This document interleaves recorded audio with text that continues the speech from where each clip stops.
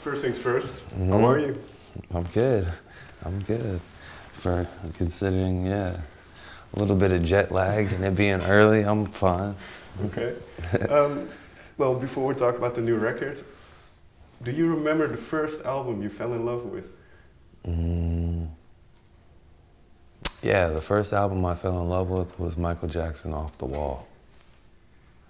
What did you hear in it? Why did you like it? First of all, album art. Okay. He's standing there in a tuxedo and his socks are glowing, which I thought was pretty cool. Mm-hmm. Kind of inspired me as a kid to put flashlights in my socks and turn the lights off and dance around. But I love the sounds, you know, just the melodies.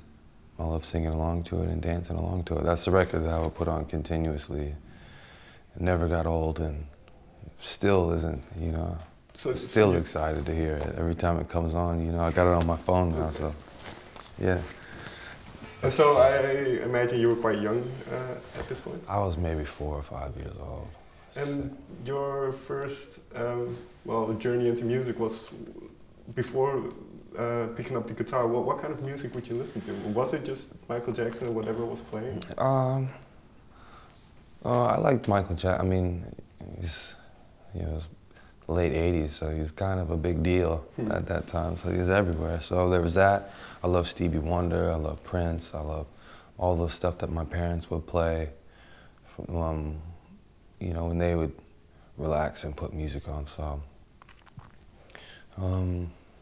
Lamont Dozier, Al Jarreau,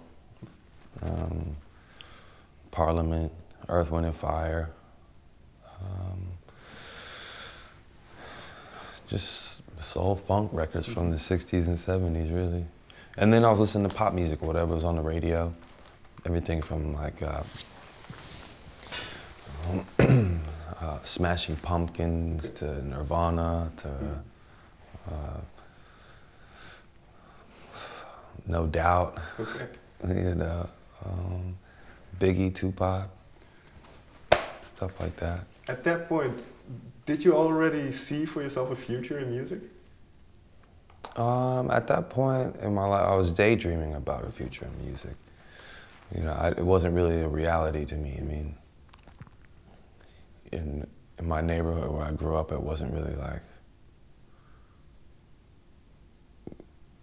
it wasn't, we were surrounded by music and art, but not as like a means to like live and like break out and go do anything. It was kind of like, it was a whole different world, you know. But once I got to be about 14 and really understood the music scene in my city, that's when I started to kind of click about, oh, you know, I can maybe, you know, maybe it's not so inaccessible to me, you know.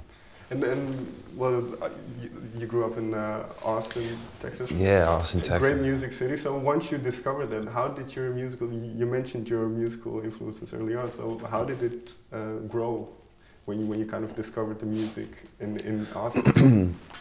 I was introduced to blues. I mean, if you've ever been to Austin, Texas, any random night, you know, you can find somebody up on stage with a, you know, Fender Stratocaster, you know, playing blues licks, whether it's like Muddy Waters to Stevie Ray Vaughan, you know. Stevie Ray Vaughan was like, he's big in Texas, you know, especially in Austin coming from that. So a lot of people are inspired by that.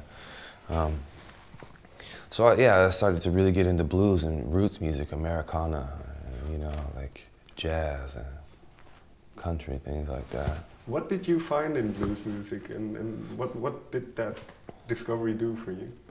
That was really the first time I understood improvisation, and I'd seen it live, you know.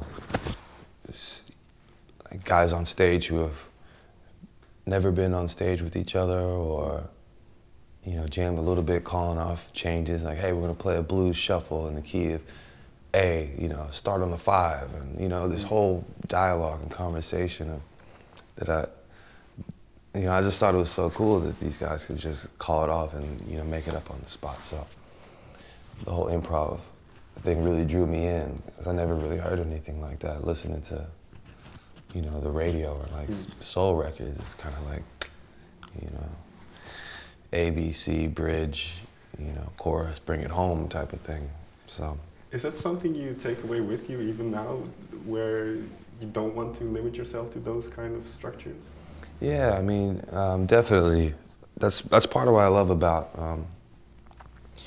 the process of recording and then taking it to the stage. So like, you know, we've got this new album, this one, The Story of Sonny Boy Slim. I'm excited, you know, these songs are so fresh and new, I'm excited to see where they can go and there's space to improv and take it to new places that weren't captured on the record. There's only so much time, and you can only, like, you know, here's one cut, but you know, it's inspiring and it's fun for me and the band to be able to switch it up and, you know, keep being inspired to do it, and, you know, have each show be like a different experience. You know? Do the songs change a lot from, well, the record version and then maybe a couple days into the tour? Does it change a lot?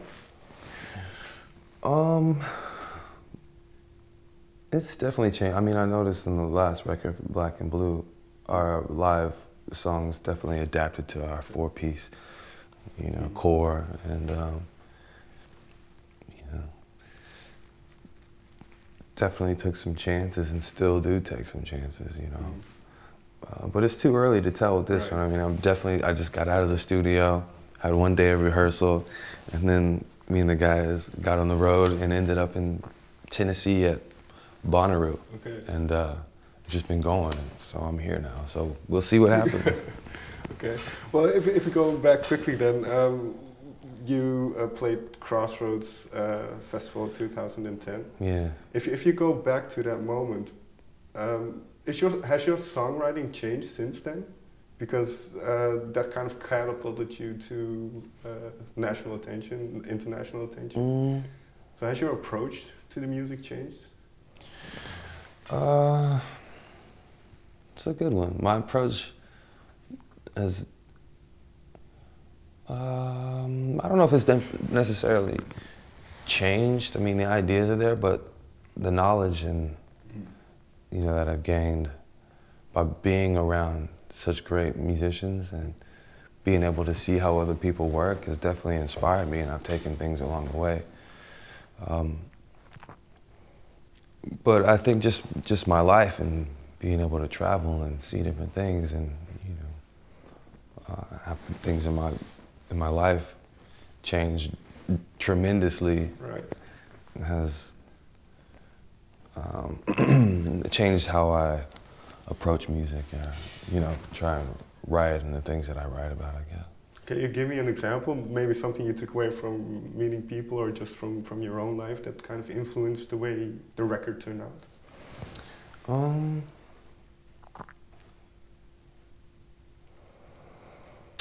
Yeah, I mean, just, I think being able to run around and play with so many great artists and, you know, being invited has given me some sort of confidence to really be confident and true to who I am and what I want to do, and not necessarily